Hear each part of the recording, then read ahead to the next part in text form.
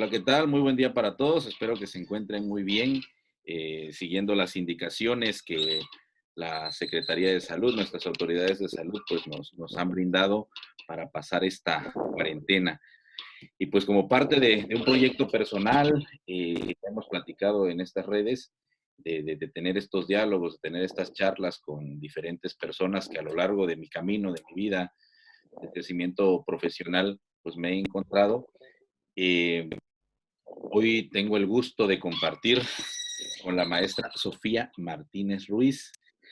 Ayer que revisaba, ¿no? Un poquito sobre Sofía, tengo el gusto de conocerla de un diplomado que estamos cursando juntos.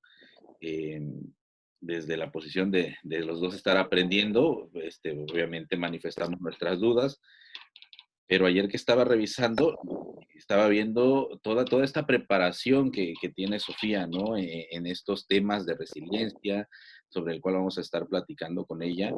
Y obviamente se sigue preparando, pero sobre todo lo sorprendente para mí es la juventud y la preparación que ella tiene, ¿no? Pero bueno, sin más preámbulos y para que nos platique de esto, primero pues doy la bienvenida a la maestra Sofía Martínez Ruiz, psicoterapeuta, humanista y tanatóloga.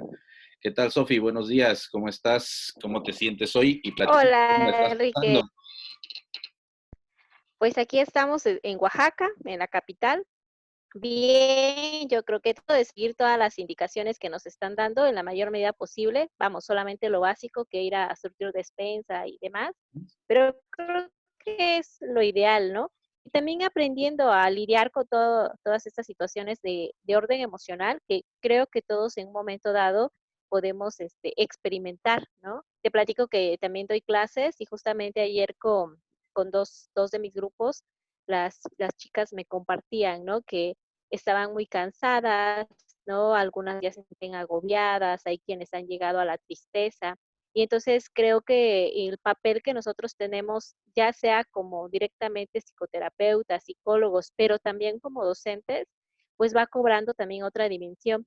Claro, sin dejar de cuidarnos, ¿no? También nosotros tenemos que buscar el apoyo. Entonces, eso he tratado de hacer en esta última semana, buscar también como algunas otras alternativas, pues también para ir gestionando las emociones que pues en esta situación que estamos viviendo actualmente, pues es sumamente importante, ¿no? Entonces sí me ha hecho la atención y me llamó muchísimo la atención el día de ayer que me comentaran todo esto, ¿no? Creo que me quedó como un poco de, más que de preocupación, de la importancia de la atención que tenemos en este momento para poder gestionar en estas situaciones, ¿no? Que de repente se nos pueden ir de la mano y que la verdad, aunque se esté diciendo mil veces que se tenga que buscar ayuda, la realidad es que pocas personas están, bueno, no sé si pocas, ¿no? Pero en el campo donde yo he estado relacionándome, han sido pocos los que han estado buscando este apoyo, ¿no? Sí, así es importante darnos esa atención, ¿no? A nuestras emociones, porque pues, lo que estamos viviendo, no es algo común, ¿no? Ayer platicaba con una persona igual, ¿no? Mayor y decía, ¿no? Que pues es la primera vez que le toca vivir esto en todos sus años y espero salir bien, dice, ¿no? Bien librado de todo esto. Sofi, Claro. bueno, yo por afecto, de compañerismo que hemos tenido para compartir, el diplomado, pues, es que te digo así, ¿no? Sofi, pero, te comentaba, ¿no? Quisiera que me platicaras un poquito de qué estás haciendo en la parte laboral, cuál es como esta parte de historia laboral, que lo que tú has estado trabajando, que me gustaría que nos platicaras de esto que tú haces, ¿no? ¿Cómo has abordado la psicología, tu preparación, y cómo la has proyectado? Ahorita nos platicabas que das clases, pero pues también tienes otras áreas que ya que trabajas, ¿no? Platícanos un poquito acerca de tu trabajo, por favor.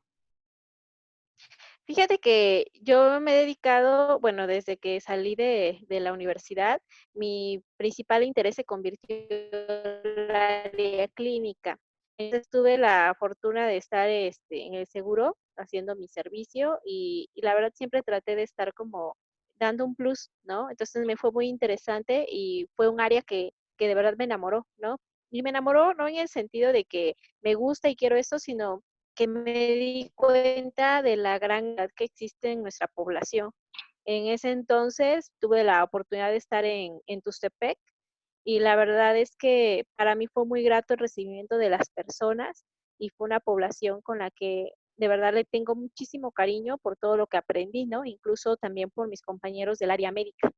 Entonces, posteriormente fue a lo que yo intenté tratar de desarrollarme más, ¿no? Como en esta área médica, pero en correlación precisamente con ambientes al menos de tipo hospitalario o clínico. Entonces, posteriormente estuve trabajando en un centro de rehabilitación visual que también fue bien interesante porque pues ahí trabajaba la persona que era nuestra jefa, la directora de ese centro, pues trabajaba principalmente con gimnasia cerebral y trabajaba pues algunos aspectos, ¿no? De psicomotricidad. Entonces, pues básicamente yo era parte de ese apoyo tiempo y de ahí, pues intenté como en la parte laboral, pero me di cuenta que no era como lo mío, lo de psicología laboral en recursos y estuve poquito tiempo, ¿no?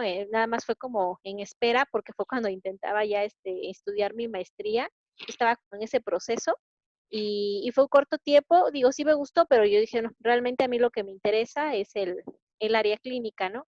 Y estuve 11 años posteriormente trabajando en un centro de rehabilitación para niños. Trabajé con todas las edades, de 0 a 18 o más años incluso, porque a veces estaban más grandes los chicos y descubrí una parte que me gustó muchísimo y que extraño ahorita bastante, que es trabajar el área clínica con niños. Me gusta mucho, ¿no? Aprendí muchísimo de ellos.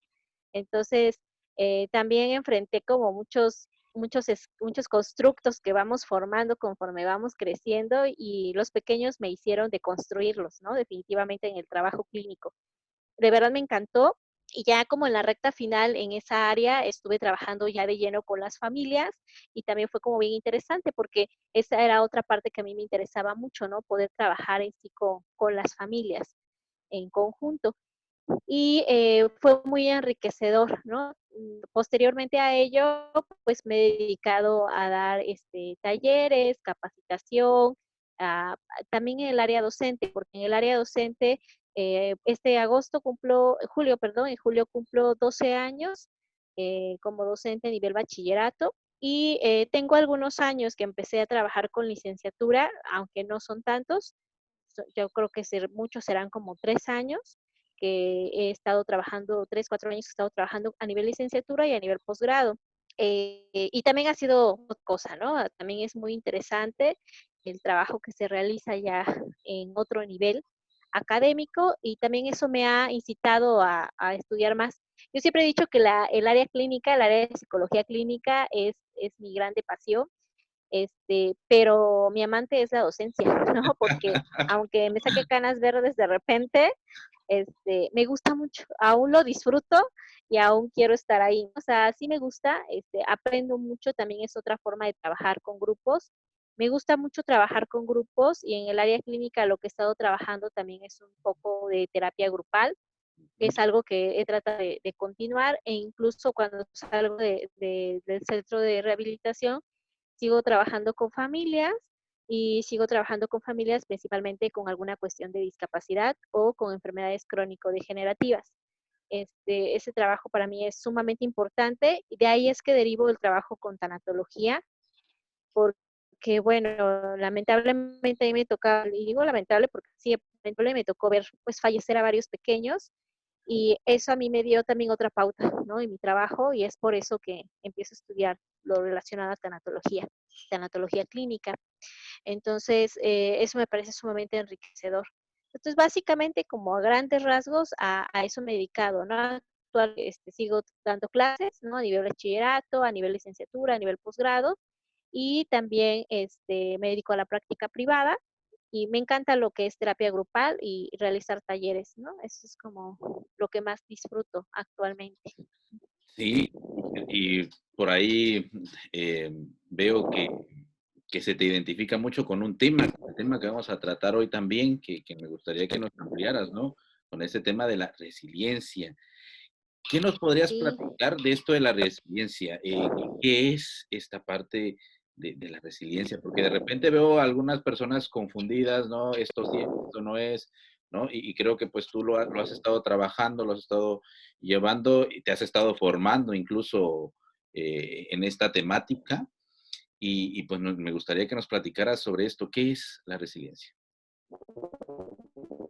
Sí, fíjate que fue, fue bien bueno, no curioso, ¿no? Pero cuando empecé a trabajar con resiliencia fue precisamente trabajando con las familias, Ujú, y entonces en el centro donde estaba, empezamos a tener mayor información acerca del tema, porque evidentemente es cierto que hay personas que ante ciertas adversidades, ante ciertas pérdidas, salen adelante y esa situación la transforman de forma que hacen algo increíble, ¿no? Y que tú lo dices, yo no sé cómo podría vivir esa situación si estuviera en su lugar. Y me di cuenta y fui aprendiendo que sí es así, ¿no? La resiliencia realmente en cuestión de estudios, ha habido como todo un proceso para llegar como a una aparente definición, y digo como aparente porque, no hay una definición unificada, ¿no? Realmente la resiliencia lo que a grosso modo se dice es como esta posibilidad que tenemos las personas de poder salir adelante ante alguna adversidad. Pero si te das cuenta, esa definición yo diría pobre, ¿no? Porque realmente no te muestra como una diferencia clara con algunos otros conceptos. ujú. Entonces, actualmente lo que se ha tratado de buscar es que haya un cambio de paradigma con respecto a esta definición, y lo que yo encuentro hay 3 elementos comunes, ¿no? Dentro de las definiciones que nos muestran diferentes autores. Y el primero de ellos es que resistimos, ¿no? Ante una situación difícil en nuestra vida, ¿no? La que tú quieras, ¿no? Porque fue una muerte, puede ser la situación que estamos viviendo ahorita con el coronavirus, ¿no? Alguna otra situación que para ti sea difícil como un divorcio o una pérdida de trabajo, algo que para ti te signifique, lo primero que hacemos es resistir. Lo podemos ver ahorita, ¿no? Estamos resistiendo ante la situación. Nos desagrada, ¿no? A muchos nos desagrada, muchos están preocupados de qué va a pasar, el dinero, ¿no? Las situaciones que estamos vivenciando, experimentamos emociones, pero resistimos, ¿no? E incluso, de repente bromeo con algunos chicos, ¿no? Porque no sé si han visto estos videos de Bárbara del Regil, ¿no? Que sonríe, sonríe, ¿no? Y ya no aguantas el ejercicio, pero lo sigues haciendo, ¿no? Y estás resistiendo. Y algo que yo coincido mucho con uno de mis mentores es que los mexicanos tenemos toda esta enorme capacidad de resistencia, ¿no? Y lo hemos visto en muchas situaciones de desastre, en muchas situaciones complicadas, las personas resistimos, ¿no? Somos bien resistentes, resistimos horas de trabajo extensas, resistimos dolores, ¿no? Que no debería ser siempre, pero lo hacemos. Eso es como un primer elemento, ¿no? Un segundo elemento sería que tú estás resistiendo, pero a raíz de esa situación tú empiezas a generar ciertos aprendizajes. Y ese paso a generar aprendizajes no siempre es tan sencillo, porque involucra diferentes características que pueden ser desde características de personalidad hasta como la historia que tú tienes, ¿no? Como tu narrativa anterior que te va a ayudar a que tú puedas generar un aprendizaje y no te quedes como en un positivismo falso, ¿no? Porque no es solamente decir, no, sí, ánimo, de esto vamos a aprender un montón y vas a salir leyendo 5 libros después de la cuarentena y demás. Échale No, o ganas. sea, la realidad es que no, ajá, el famoso échale ganas, ¿no?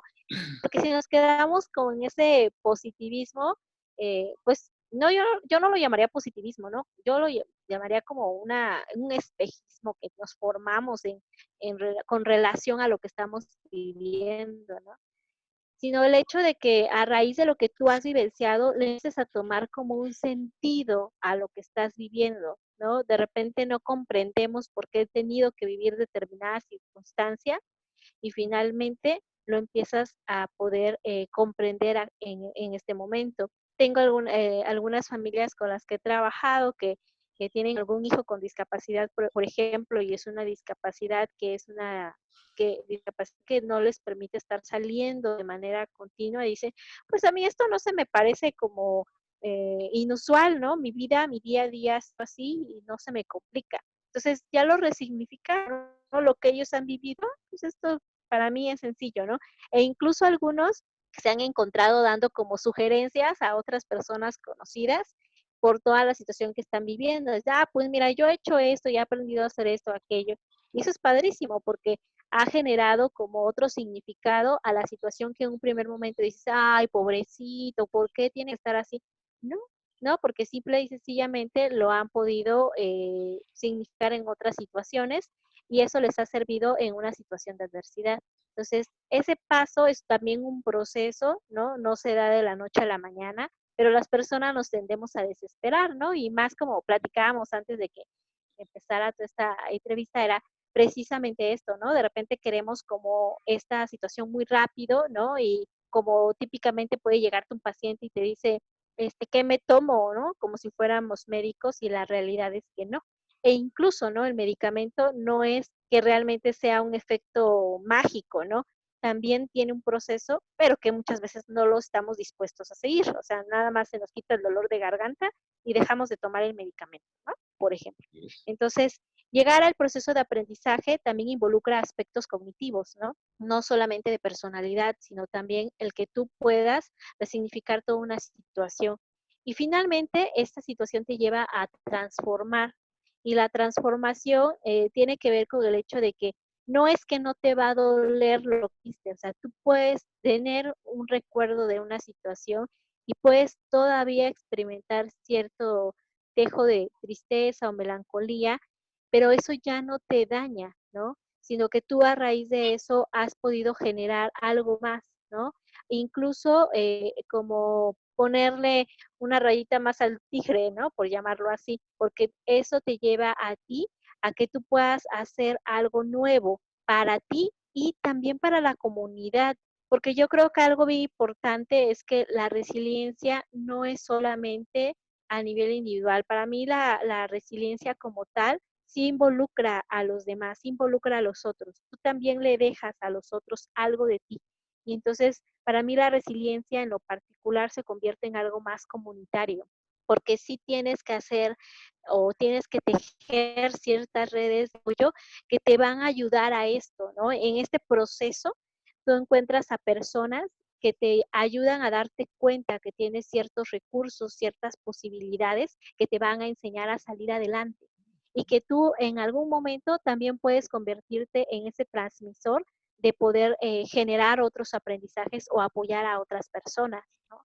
Entonces, yo consideraría que en sí todo lo que conlleva la resiliencia, pues involucra eso, ¿no?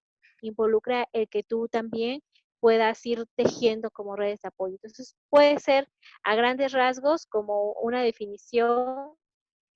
Edith Butler, que es una de las autoras que a mí me gusta en lo particular, ella hablaba de esto, ¿no? De esta posibilidad que tenemos las personas de poder salir adelante ante alguna situación de adversidad, como una capacidad humana que es universal.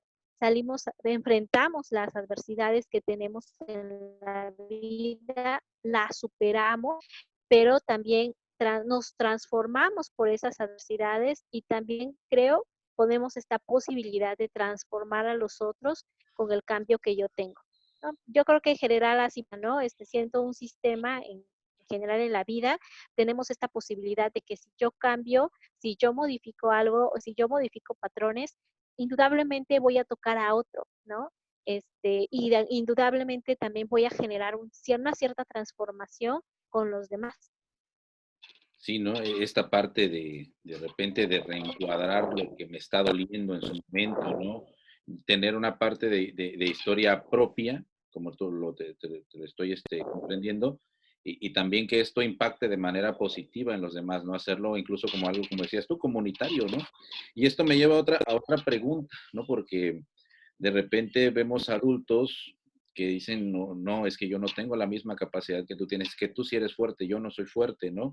Me lleva a esto, ¿no? De hacer una pregunta tal vez un poquito simple, ¿no? Que dice, ¿se nace siendo resiliente o se aprende a? Y si en dado caso, eh, como, ¿cuáles serían estos tipos de resiliencia, ¿no? Si es que llegase a haber una clasificación dentro de esto.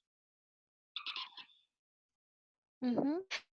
Fíjate que realmente los estudios que se han realizado es sí, como en palabras sencilla es que todos tenemos esta semilla de la resiliencia, ¿no? Esta posibilidad de anteriormente se creía que las personas ya nacían siendo resilientes, ¿no? O sea, cuando se empezó a estudiar la resiliencia fue en aquella época de guerra cuando se veía que algunas personas tras estas situaciones de guerra podían salir adelante, ¿no? Parecía que eran felices a pesar de todas las pérdidas que habían tenido. Y entonces se creía que solamente algunas personas eran las que tenían esta posibilidad, ¿no? O sea, había quienes casi casi eran tocados por esta situación y hay quienes no. Pero posteriormente, ya conforme fueron avanzando los estudios, o sea, te estoy hablando que eso fue como entre los 70, 80, que fue como la primera ola, ¿no? De estudios y que se consideraba que era una capacidad. Ya posteriormente, como en los 90, se considera ya como un proceso y se observa que hay factores que van a favorecer que tú tengas la posibilidad de que puedas tener este desarrollo de resiliencia o que puedas mostrar resiliencia ante algunas situaciones. Y actualmente se habla, te decía anteriormente, como un paradigma, ¿no? Y en ese sentido, yo creo que efectivamente todos tenemos esta semilla porque a raíz de todas las nuestro cerebro que también ha sido tan estudiado, tenemos esta posibilidad de tener sentido del humor, de poder transformar las cosas, de resignificarlas, etcétera. Pero creo que un factor importante es la narrativa que nosotros tenemos en nuestra vida. Entonces, hay experiencias que nos van a favorecer a que nosotros podamos percibirlas de una manera más óptima y hay narrativas que se nos va a generar que nosotros tengamos como este tope para poder nosotros ser conscientes de las posibilidades que tenemos ante estas adversas. Entonces, por ejemplo, ¿no? En la construcción de la resiliencia, un factor importante es el apego que nosotros desarrollamos cuando somos pequeños, el apego seguro. El apego seguro, pues, lo que genera es también una red neuronal que nos va de alguna manera a blindar para que nosotros podamos enfrentar situaciones posteriormente que son complejas. Por eso hoy en día se hace tanto énfasis a las familias que pues tengan esta posibilidad de tener mayor cercanía con los bebés, de acariciarlos, de cantarles, ¿no? O sea, tú puedes observar que en cuestión de crianza ya hay toda una gama de posibilidades también para que los papás podamos ir aprendiendo que nos ayuden en la crianza. Y es precisamente por eso, ¿no? El apego a nivel neurológico tiene y no importancia en cómo nosotros podemos construir cierto bienestar, ¿no? Y que genéticamente tal vez ya nos ha sido predispuesto, pero que sin embargo, ante las situaciones que nosotros vivimos, pues muchas veces esto no es posible. He ahí también la importancia, por ejemplo, con los niños con discapacidad. Tú puedes ver niños con discapacidad que de verdad salen adelante y que dices, wow, ¿no? Qué impresión. Pero tienen redes de apoyo afectivo que genera que ellos también tengan esta posibilidad. Entonces la familia importa. Y si no está papá y si no está mamá, hay otras personas que muchas veces pueden hacer esta función, ¿no? Porque pudiese ser que por alguna circunstancia extraordinaria mamá o papá no estuviera o no tuvieran esta posibilidad de generar esto. Entonces, pues hay otras personas que pudiesen tener este papel de un tutor de resiliencia. Entonces, lo que se considera ahora, esto es algo que nosotros podemos construir, porque entonces pudiese existir esta idea de que, bueno, entonces no tuve una infancia feliz, yo no tuve estas posibilidades de tener a alguien que me apoyara, que me orientara, entonces yo no soy resiliente. Y no, o sea, pudiese ser que en este momento de tu vida tú estás viviendo una situación adversa y que no observes las capacidades o las posibilidades, los recursos para poder afrontarla. Entonces, no significa que no lo puedas hacer. O sea, puedes trabajar en ello para tener esta construcción, o sea, tener este proceso. Porque también hay otra situación importante.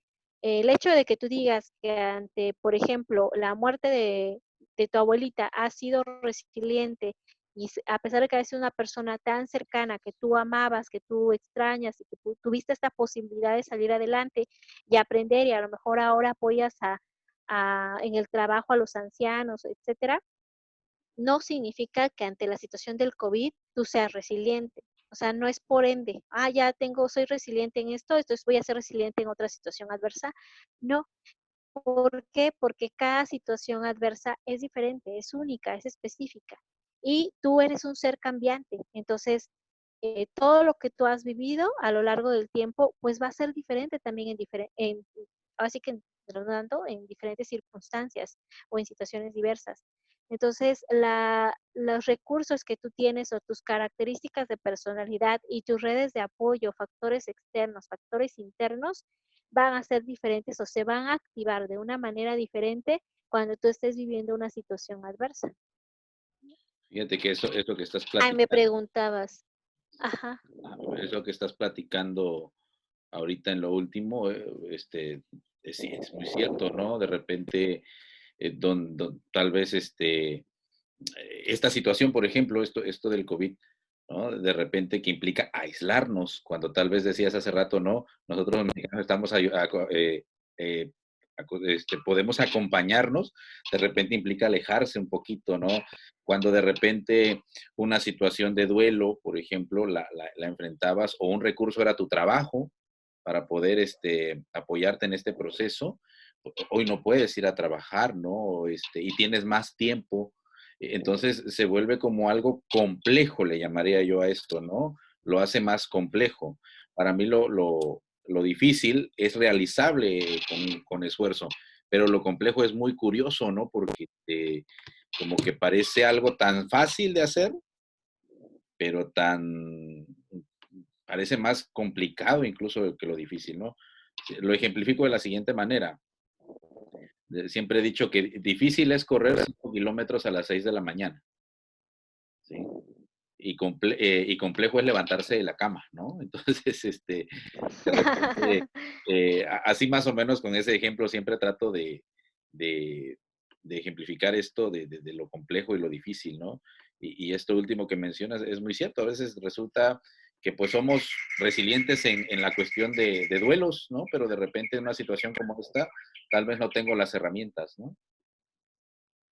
Y es que y además porque tampoco te habían mostrado esta posibilidad, o sea, es una situación totalmente nueva para ti, que nunca lo hubieses imaginado, y esa es como de las primeras características, ¿no? Para poder enfrentar estas situaciones adversas. Y el que puede ser que en un primer momento las emociones empiecen a burbujear, porque son tantas que no sabes exactamente lo que estás experimentando, ¿no? Entonces, aquí lo interesante yo creo es que hay personas que sí están aprendiendo, ¿no? Les decía en una conferencia en la semana pasada a algunos chicos, ¿no? Por ejemplo, habitualmente quienes me conocen saben que no me gusta cocinar realmente, ¿no? O sea, lo hago porque pues tengo que comer, ¿no? Pero no es algo que me guste. Ujú. Sí, realmente, soy muy sincera en eso. Pero, por ejemplo, en esta ocasión dije, yo necesito hacer algo diferente, porque siento que lo necesito, o sea, emocionalmente yo sentía que me iba a estresar más, estar como en esta rutina de la computadora, las clases en línea, el tener que dejar la agenda totalmente de paciente frente a frente, etcétera, ¿no? Y entonces lo que se me ocurrió fue decir, pues voy a cocinar, ¿no? Entonces yo he disfrutado mucho las primeras semanas cocinando, ¿no? Entonces creo que hasta mi esposo fue así de, ¿y ahora qué tiene, no? Pero realmente era por eso, ¿no? O sea, disfruté mucho como esta parte de cocinar y dije, porque para mí fue algo nuevo, pero fue algo nuevo desde lo positivo, ¿no? Desde decir, bueno, ¿por qué no hacer de esto que generalmente lo veo como algo de, ay, no tengo, y generalmente no me gusta cocinar por el tiempo, ¿no? Porque siempre es, ve para acá, ve para allá, el tráfico en la ciudad, etcétera, es como agobiante y llegar y meterte a la cocina también es terrible por el calor y demás, ¿no? Y los tiempos. Pero dije, pues tengo relativamente un poco más de tiempo, no me tengo que transportar de una escuela a otra, no tengo que ir de la cocina a toda hora, ¿no? Entonces tengo el tiempo para poder al menos dármelo y hacer mis actividades un poco más pausadas y eso fue importante. Entonces, pero esta posibilidad de mirar esta situación desde otra perspectiva tampoco es que sea tan sencilla. Por eso te decía que aquí sí intervienen algunos factores que pueden ser antes o que pueden estar instaurados antes de una situación traumática o adversa, ¿no? Desde los patrones de personalidad que tú puedes tener, ¿no? El vínculo que tú pudiste tener con otras personas, la red comunitaria que tienes a tu alrededor Y obviamente también si hay algunos tutores de resiliencia. Un tutor de resiliencia puede ser una persona, puede ser un libro o puede ser una canción o algo que a ti te incite. Por ejemplo, ¿no? No sé si te ha pasado en algún momento dado que escuchas una canción y alguna frase se te queda y dices, así me siento, ¿no? O te motiva o te dice, no, sí, quiero hacer esto, ¿no? O incluso leyendo un libro, ¿no? A mí me encantaba hace poco que escuchaba precisamente la charla, ¿no? Que daba el maestro Héctor Valle sobre los libros. Dije, qué padrísimo, ¿no? Porque efectivamente creo que los libros nos van formando, ¿no? O para los que nos gusta leer, nos van formando y nos van llevando a otros caminos y nos van haciendo reflexionar, ¿no? Entonces, también son tutores de resiliencia porque nos dan esta posibilidad de ver el mundo desde otras perspectivas. Ahora, ¿qué tanto tú te permites ver el mundo desde otras perspectivas? A veces hay quienes necesitan más apoyo. O sea, esto no tiene que ser bueno ni malo, sino que hay personas que necesitan un poco más de apoyo para que podamos observar desde otros puntos de vista la situación que estamos viviendo.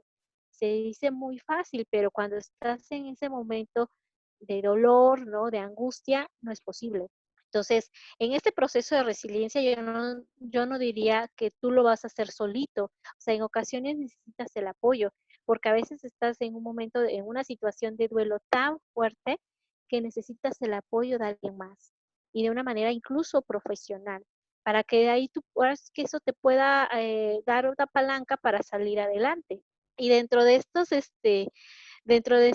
características, ¿no? De personalidad que nosotros tenemos con relación a las habilidades resilientes, pues está, por ejemplo, el sentido del humor. Pero pensando que el sentido del humor no es burlarte de los otros, ¿no? O sea, como mexicanos tendemos mucho a eso, como que es una característica, nos burlamos de los demás pero si se burlan de ti, así ya no juego, ¿no? O sea, pongo mi cara de enojado. No es reírte de ti mismo, ¿no? De las cosas que haces, de lo que a ti te pasa, ¿no? De encontrarle lo chusco a tu día, a tu vida, a que se te derramó el café, tu ropa nueva, ¿no? No lo sé. El tener esta posibilidad de iniciativa, ¿no? Lo que decía, pues voy a hacer algo diferente, ¿no? Voy a hacer algo nuevo y tal vez eso sea como un refrescarte de la situación, ¿no?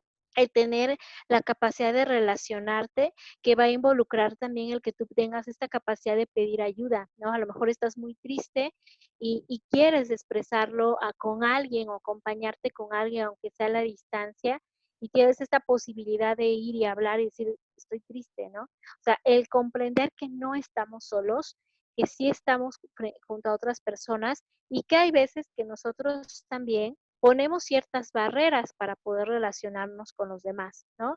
Este sentido de introspección, ¿no? ¿Qué tanta posibilidad tengo yo de hacer este examen personal y decir qué es lo que realmente estoy experimentando, ¿no? Por ejemplo, a mí me parece de suma importancia que en estos momentos estemos un poco más atentos a cómo nos estamos sintiendo, a ver, cómo me siento hoy, porque generalmente cuando te preguntan cómo te sientes hoy, es bien, ¿no? O sea, socialmente nos han enseñado que la respuesta es estoy bien y que si tú dijeras algo diferente o que incluso expresaras una situación como estoy triste, ya se está haciendo la víctima, ¿no? O sea, ya está, aquí se va a quejar, ya va a hacer su drama, ¿no? Y eso está mal visto, ¿no? Es una cuestión social. Entonces, creo que es importante que aprendamos que tú puedes expresar que estás triste y eso no conlleva que vas a contar tu historia de la Rosa de Guadalupe, ¿no? Sino que pues simplemente es expresar cómo te estás sintiendo y que la otra persona aprenda a dejar de tener miedo.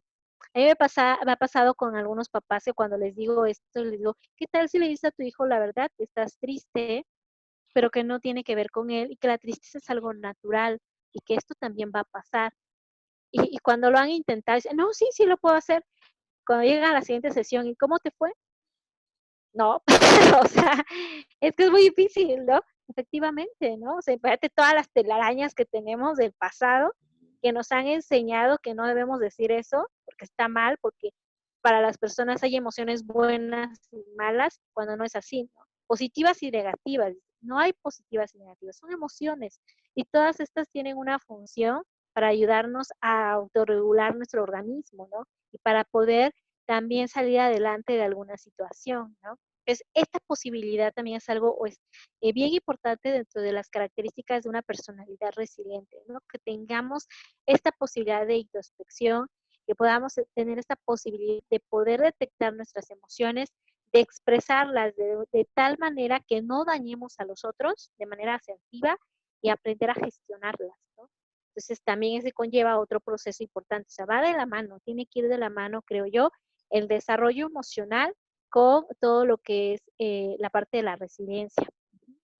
Fíjate que te escucho y esto es algo muy, muy cierto, ¿no? O sea, entonces, atender mi emoción me va a dar una herramienta importante al momento de ser resiliente, ¿no? Em, Esto nos lleva, bueno, has ido respondiendo la siguiente pregunta que te iba a realizar poco a poco, me gustaría nada más la complementáramos en esta parte de cómo se puede uno construir como persona resiliente, ¿no? Porque nos has estado respondiendo conforme lo comentabas, ¿no? Eh, ¿Cómo nos podemos ir construyendo? Porque decías hace rato, ¿no? Tal vez yo consideré que pasando el duelo de un familiar ya era yo resiliente, pero viene esto y para esto no tengo herramientas, ¿no?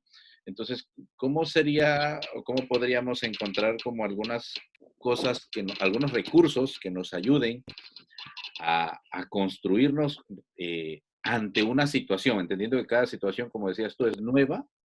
eh, no recuerdo con exactitud la frase de quién era y si va a estar así, que dice más o menos que yo soy yo y mis circunstancias, ¿no? O sea, es el Ujú. yo de ahora con mis circunstancias de ahorita, ¿no? Y lo Claro. que he aprendido. Y otro punto nada más a manera de comentario.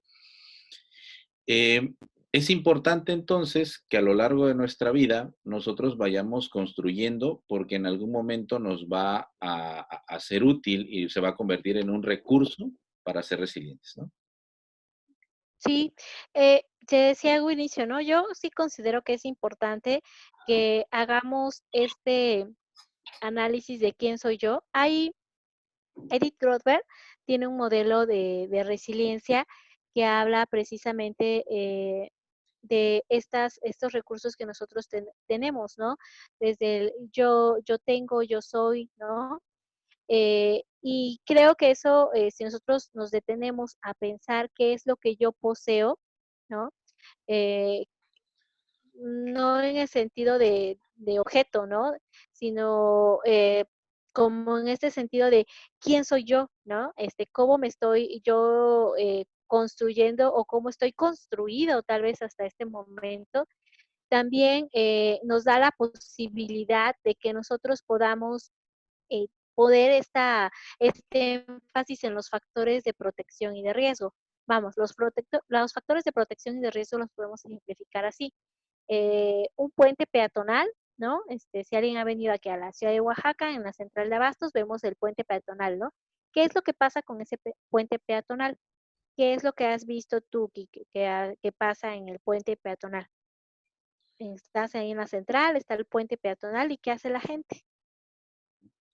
Se cruza por ese lado o algunos pasan por abajo, ¿no? Porque lo sienten más práctico, más rápido también y dejan de lado el puente, ¿no? A veces los puentes están solitos en la parte de arriba. Exacto. De hecho, son como basureros muchas veces, principalmente como en esa Exactamente. zona. Y a mucha gente dice que les da miedo al puente peatonal porque les van a asaltar, por ejemplo, también ha sido ese el motivo. Realmente el puente peatonal aparentemente debería ser, ¿no? O tendría que ser un factor de protección, porque los factores de protección tienen que ver con aquellos objetos o situaciones o circunstancias que te van a ayudar a poder afrontar ciertas situaciones, ¿no? De adversidad o a mitigar incluso situaciones de salud, etcétera. Y los factores de riesgo, pues son todos aquellos que van a propiciar que se genere un desequilibrio en tu bienestar, ¿no? Tanto emocional, físico, social, etcétera. Pero resulta todo lo contrario en este caso, es estos factores o lo que nosotros factores de protección para las personas resulta no serlo. Entonces, no podemos generalizar, ¿no? A lo mejor en otros ambientes y en otros contextos el puente sí es bien útil, ¿no? Yo conozco lugares donde hay ríos que el puente es utilizado como tal. ¿no? Porque es mejor que pasar por abajo, porque pues puede ser más peligroso. Entonces, el análisis del contexto, ¿no? ¿Dónde estoy yo ubicado y qué cosas tengo yo dentro de este ambiente que yo puedo tomar para mi beneficio, que son recursos? Y dentro de estos factores de protección también están las personas.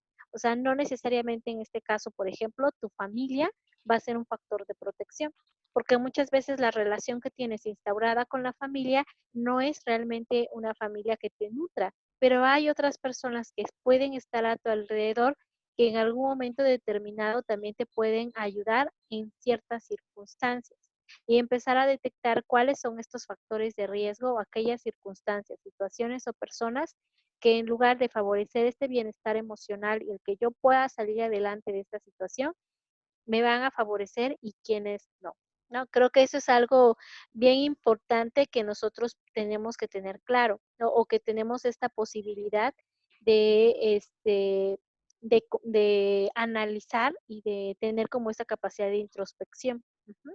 Entonces, cuando nosotros analizamos esta parte, nos lleva al yo tengo, yo soy y yo puedo, ¿no? Que era lo que mencionaba Edith Brodberg. Entonces, yo soy habla pues precisamente de estas características personales que pueden ser desde físicas, emocionales, ¿no? Cognitivas, que en este momento a mí me construye, ¿no? El yo soy. Yo puedo es como todas estas posibilidades que yo miro en este momento o que yo percibo en este momento que puedo alcanzar, ¿no? O que tengo esta posibilidad de realizar y que puede ser desde una cuestión no solamente económica, puede ser una cuestión profesional, puede ser una cuestión familiar, de pareja o netamente individual.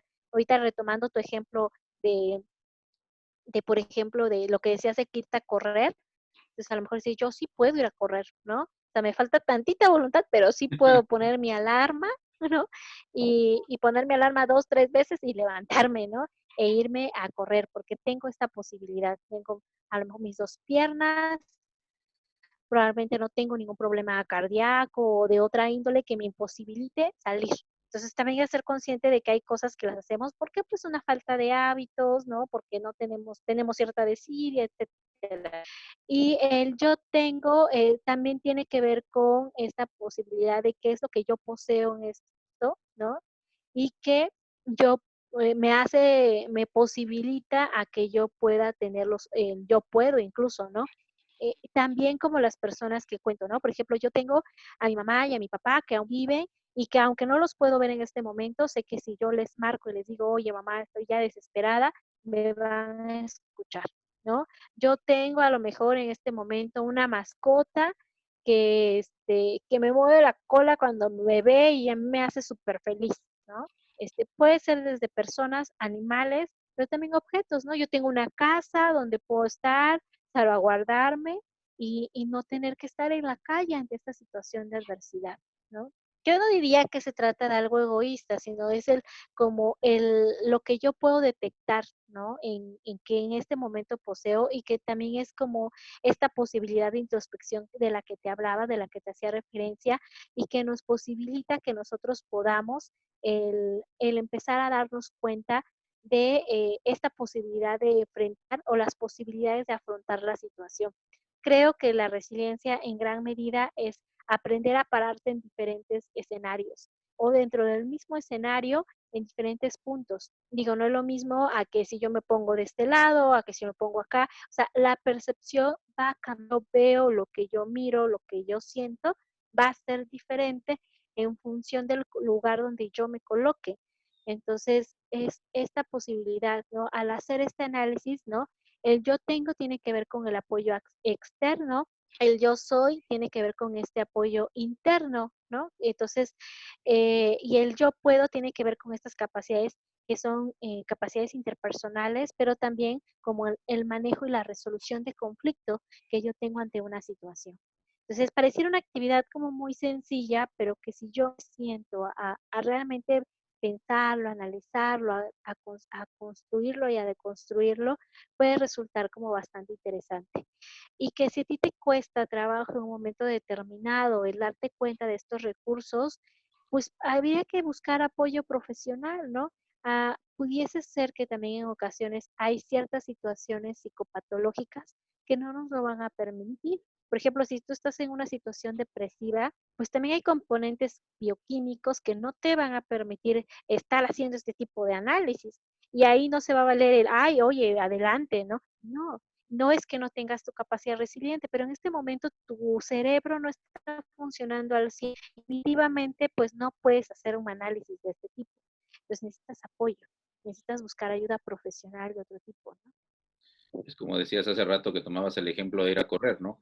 Sí, tengo mis dos piernas que me permiten ir a correr, pero en este momento tal vez tengo una fractura, tengo una lesión que no me lo permite, ¿no? Y necesito esa ayuda profesional para salir de esto y poder posteriormente ahora sí pensar en correr. Y fíjate que Claro. para mí es muy interesante todo esto que te escucho platicarnos, la verdad es que estoy aprendiendo bastante. ¿Cómo me ayudas a estructurar estos conceptos, ¿no? Que la verdad son muy valiosos. Y aquí entra otro punto, este, nos has hablado de los adultos, ¿no? De esta parte resiliente. Tengo entendido que tu fuerte también son los adolescentes, ¿no? Y, y hace rato Sí. platicabas un poquito acerca de los niños. ¿Cómo se manifiesta la resiliencia en niños y adolescentes? Y por ahí si nos complementas otro poquito más con adultos, porque ya nos has ido platicando. Ujú. Fíjate que los niños y adolescentes, híjole, ay, es que son tan resilientes muchas veces, ¿no? O sea, ¿Verdad? Sí, tienen esta eso posibilidad. Sí, es que yo consideraría que tiene que ver con este cambio, te decía ahorita, ¿no? O sea, es el hecho de que tú aprendas a situarte desde otra perspectiva, ¿no? Si tú estás parado así de frente, pues de agarrar y decirte, a ver, volteate, ¿qué ves atrás? Y muchas veces lo hacen. O sea, tienen esta posibilidad más fácil para ellos. Los niños se mueven, van, vienen, dicen, hacen. Si tú les dices, a ver, nos vemos cómo nos vemos, se disfrazan y lo hacen, ¿no? Y esa posibilidad, los adultos la vamos dejando a un lado. Yo consideraría que más cuestiones sociales y por narrativas que vamos creando. Ahora, no todos los niños tienen esta posibilidad porque muchas veces tampoco les es proporcionado este afecto. ¿Qué es algo súper importante dentro de la construcción de resiliencia cuando son pequeños y cuando son adolescentes? El que creas en ellos, el que tengas esta posibilidad de creer, esta posibilidad afectiva también ante ellos, principalmente un adolescente, ¿no? Vivimos en una sociedad adultocéntrica que entonces lo que el adolescente piensa, ay, está en esa edad, ¿no? Ay, ni caso le hagas. Ay, es que en lugar de tratar de indagar, de comprender, de validar también en ocasiones lo que ellos están queriendo expresar con un mal gesto, con encerrarse en el cuarto y demás, y que no es fácil, ¿no? Obviamente ya tú como adulto, por supuesto que te desesperas porque es así como, ay, ¿qué quieres, no? ¿Qué necesitas? Pero creo que vale la pena que de alguna forma eh, tratemos de conocer un poquito más acerca de, en lugar de ir contra la corriente, de obligarlo, es obligarlas, es sentarse y a ver qué es lo que tú necesitas. Los niños cuando platican con ellos, si tú los escuchas, si tú les das voz a sus emociones, si tú validas lo que ellos están sintiendo, ellos tienen esta posibilidad de resurgir, de tener héroes. Boris Cyrulnik, que es uno de los principales exponentes dentro de la parte de resiliencia, que ha escrito varios libros. Él tiene un libro que se llama Los patitos feos y él habla precisamente de esta posibilidad de resiliencia. Entonces, ellos lo que han hecho, igual con Jorge Barudi también, ha trabajado mucho todo lo que es esta parte y ellos trabajan de todo lo que es la resiliencia en los niños, pero principalmente teniendo esta posibilidad de darle afecto, de tener esta posibilidad de que enseñarles que no están solos, y que tienen apoyo no solamente instrumental, sino que tienen un apoyo afectivo, ¿no? El contacto físico que tú puedas tener con ellos, las experiencias gratificantes que tú puedas generar, las relaciones significativas, ¿no? Por eso te decía que es para mí vital el que podamos validar lo que ellos sienten, lo que ellos expresan, ¿no? Por ejemplo, hay niños que tienen un juguete especial, la cobijita especial, ¿no? Yo recuerdo que mi hijo tenía una cobijita que ya a todos los quería llevar y realmente es permitirle, ¿no? Me decía, ay, ya quítale esa cobija, me decía. No, ¿para qué? O sea, él va a saber en qué momento la va a dejar, para él es importante. Y sí, o sea, de hecho, él la tiene, la ve de repente y se acuerda de la cobija, la agarra y la vuelve a dejar, ¿no? O sea, ya no es para él tan necesaria, son procesos. Entonces, en un adolescente pasa lo mismo, ¿no? De repente hay ideas y demás. Oye, platícame más. Oye, ¿y cómo es eso? Porque yo no lo entiendo. Y también expresarle si estás en desacuerdo, ¿no? Tener esta escucha atenta y respetuosa. De repente a los adultos se nos dificulta mucho. Eso hace que sea precisamente esta posibilidad de ser una palanca para ellos y afrontar mejor la situación. Pero es ayudarlos a expresar las emociones y a que sepan que hay también otras posibilidades. Ok, o sea, te están diciendo en la escuela que eres pésimo, que no sirves para nada. Ok, a ver, ¿para qué sí sirves? ¿No? Vamos a encontrar para qué sí sirves o qué otra cosa puedes hacer. ¿No? Yo tengo muchos jóvenes en la prepa que me dicen, ya voy a dejar la prepa porque pues muchos de ellos trabajan. Yo en la prepa donde trabajo, la mayor parte de mi población son chicos con bajos recursos y que trabajan y estudian. Muchos de ellos trabajan en casas haciendo el aseo y demás. Y entonces, o algunos ayudan en tiendas. Entonces, hay veces que no les da tiempo ni de hacer tareas realmente, ¿no? Porque la realidad social es que pues no hay como estas medidas de protección ante el trabajo en los adolescentes, ¿no? Esa es una realidad social, o yo lo he visto mucho con mis jóvenes. Pues, a veces no tienen tiempo de hacer tareas. Entonces es escucharlos, ¿no? A ver qué necesitas, cómo te puedes organizar, qué sí puedes hacer, con quiénes puedes hablar, ¿no? Y eso les ayuda, ¿no? Eso les motiva a que puedan sacar y han sacado adelante sus carreras, ¿no? Tengo un chico que él, por ejemplo, se burlaban de él porque tocaba, creo que es el clarinete, y se burlaban sus compañeros, ¿no? Y entonces en alguna ocasión platicando decía, pues que yo sí sueño con ser alguien grande y me gusta la música y pues adelante, ¿no? Entonces fuimos como 3 maestras los que estuvimos escuchándolo, motivándolo y actualmente estaba en Alemania, no, no en Francia, estaba en Francia, da conciertos, ¿no? A nivel profesional. Es un chico que ha llegado muy alto y ha venido a Oaxaca, pero pues ha regresado, ¿no? Allá. Y de verdad es uno de los que yo admiro porque tuvo esta posibilidad y es el no matar sus sueños, ¿no? Pues sus compañeros se burlaban, ay, sí, hombre, estás loco, hombre, ¿qué vas a lograr? Vas a estar cantando o tocando en las fiestas del pueblo, ¿no? Y no, pues si ahora quiere tocar en la fiesta del pueblo, lo va a hacer por pura gratitud, porque la realidad es que pues ya se cotiza, ¿no?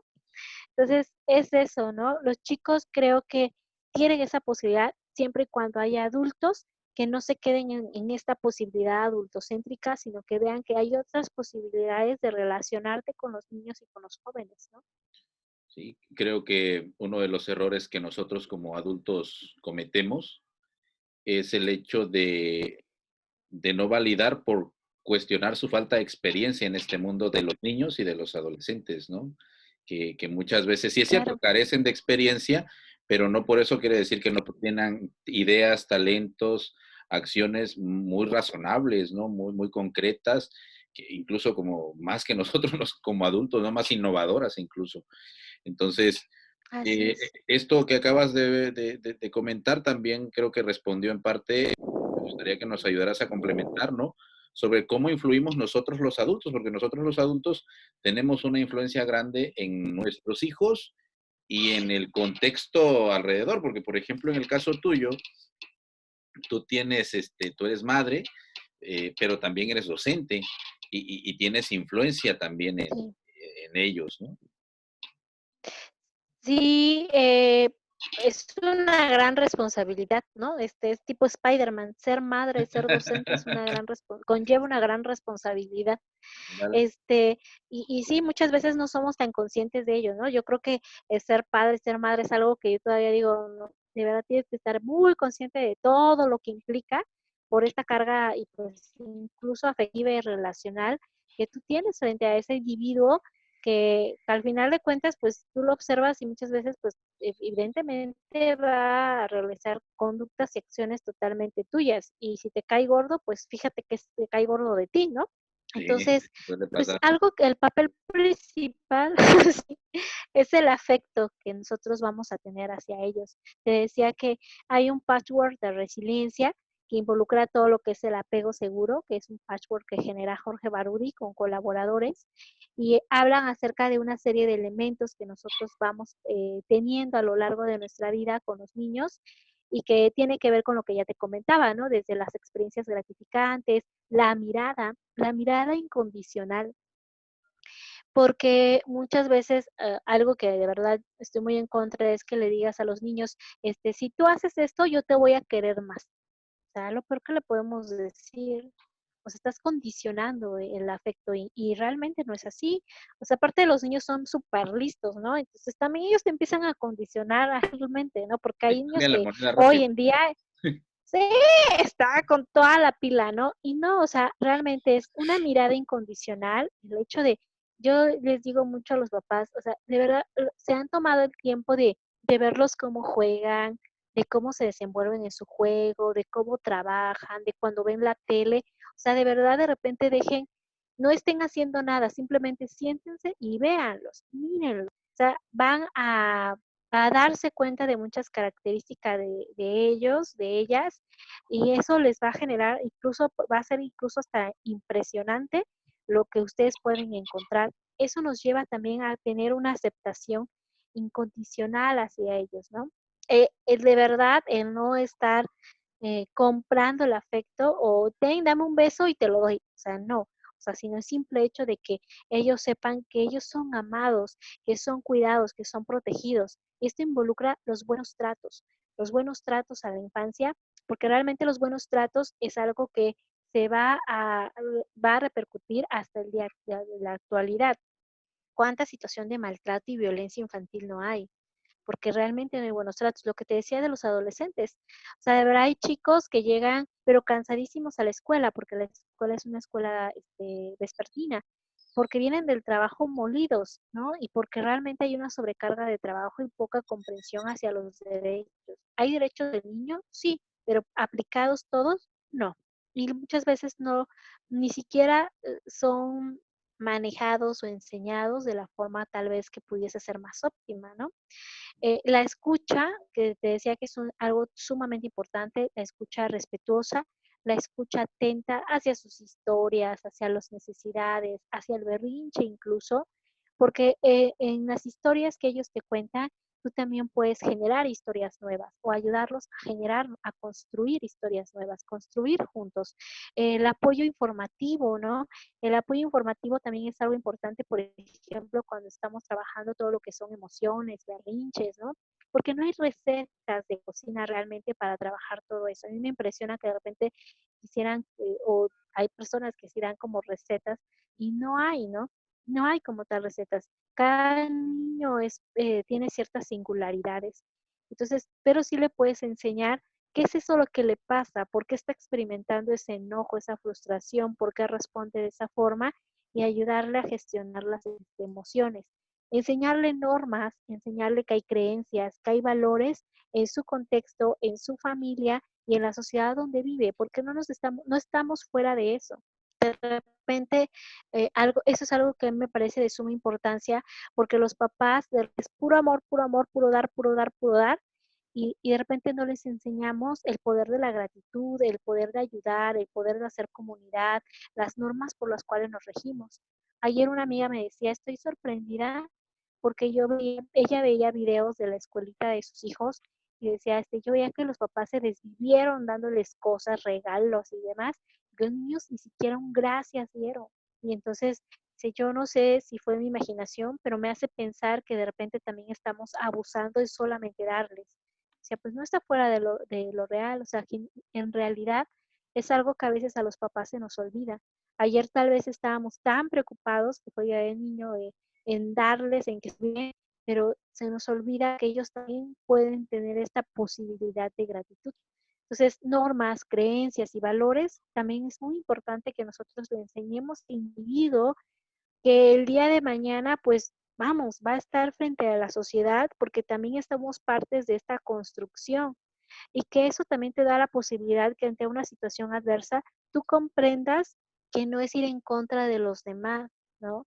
Es como solamente el acabar a las demás personas, ¿no? Porque es impresionante cómo hoy en día el grado de violencia que hay hacia otras personas es impresionante. El amor, ¿no? Principalmente el amor que para mí tiene que ver con el afecto que nos va a generar relaciones significativas con ellos, ¿no? Tomar este momento, el momento que tú quieras para poder estar con ellos, pero en presencia real, ¿no? No por obligación de, ven, te vamos a hacer esto, no, sino realmente tomarnos el tiempo y esta posibilidad de acompañarlos, ¿no? Creo que genera. Y en la parte de la docencia, pues es lo mismo, ¿no? Como docentes, de repente una alumna que me decía, ay, maestra, es que cuando me pone instrucciones y me dice, no leíste bien esto, te faltó esto, siento que, le digo, no, que para mí es importante que tú aprendas a seguir ciertas instrucciones. Y por el simple hecho de que te va a ayudar en algún momento dado, no para molestarte, sino porque es una parte de tu formación, pues también somos formadores. Realmente, una frase que a mí me encanta, un proverbio que me encanta es que para educar a un niño se requiere de todo. Y creo que es real, o sea, realmente no solamente somos los papás, mamá, papá, sino está una sociedad y en la sociedad están los maestros, está todo lo que es la parte política, la parte económica, o sea, todos educamos a un niño o una niña y a los adolescentes. Así es, sí, todo esto que mencionas, ¿no? De repente, todo este análisis que se hace, todo lo que es en lo que estamos viviendo. Pues todo esto ha sido muy interesante, Sofi. Te agradezco tu tiempo, eterna. La verdad estoy muy, muy agradecido por todo lo que el espacio que nos diste hoy en tu agenda para compartir. Y pues todo esto de la resiliencia también va de la mano con la tanatología, ¿no? Que también es otro tema que manejas, pues ojalá haya otro espacio donde podamos platicar un poquito acerca de esto, Claro. pero me gustaría que nos platicaras dónde te podemos encontrar las personas que hoy te escucharon y que dijeron, oye, yo quiero trabajar ese tema, oye, ahora que se reanude todo, me gustaría contactar con ella porque trabajo en un bachillerato, trabajo en una secundaria, este, o igual, no sé si estás dando atención en línea, y me gustaría pues que nos compartieras pues tus datos, dónde te podemos contactar, dónde puede llegar la gente a, a buscar información contigo. Sí, fíjate de que mencionas esto de las escuelas. Ujú, Yo tengo un proyecto ahorita que es precisamente dar capacitación de resiliencia escolar. ujú, Está dirigido precisamente a docentes y a instituciones educativas. Entonces, este es uno de los proyectos que estamos trabajando más. Nuestra página se llama Molitiam. ujú. Este trabajo lo estoy haciendo con otros 2 embajadores de resiliencia que están aquí en Oaxaca. Nosotros somos embajadores de resiliencia por parte de la UNAM, de la FESISTA Cal, y trabajamos pues estos temas, ¿no? Entonces, también con mucho gusto, ya nos habían dicho por ahí, nos habían hecho la invitación a ir a la costa, pero pues ya nos hizo con todo esto de la contingencia, pero esperamos muy pronto ir por allá. Claro que sí. Este, y pues a mí me encuentra, mi teléfono es el 951-228-8394. En redes sociales, mi página es Sof Martínez, psicoterapeuta. Y también me encuentran en Ipsica, que es aquí en Oaxaca, en Emilio Carranza 201, en la colonia Reforma. Ahí pueden buscar también la página Ipsica y ahí también van a encontrar material que también he compartido, tanto de podcast, algunas cápsulas, Perfecto. también entre sí, algunas cápsulas que compartan, que en algún momento dado les pueda llegar a ser de utilidad, ¿no? Entonces, pues, esos serían como mis datos generales y pues yo con mucho gusto. Y también me da mucho gusto este tiempo para poder conversar. Te agradezco mucho también la invitación. Pues gracias a ti. Al rato te pido por WhatsApp todos los datos escritos para que al momento de subir este video, pues por ahí los pongamos también y se puedan enlazar contigo para tratar estos temas que son muy importantes. Sofi, muchísimas gracias. Aumenta mi admiración por ti, por tu Gracias. trabajo y espero que no sea la última vez, ¿no? Que por ahí podamos tener más adelante en otra oportunidad otro tema de que podamos conversar. Y claro, con mucho gusto. Bueno, pues muchísimas gracias a todos los que nos estuvieron escuchando y nos vemos hasta la próxima.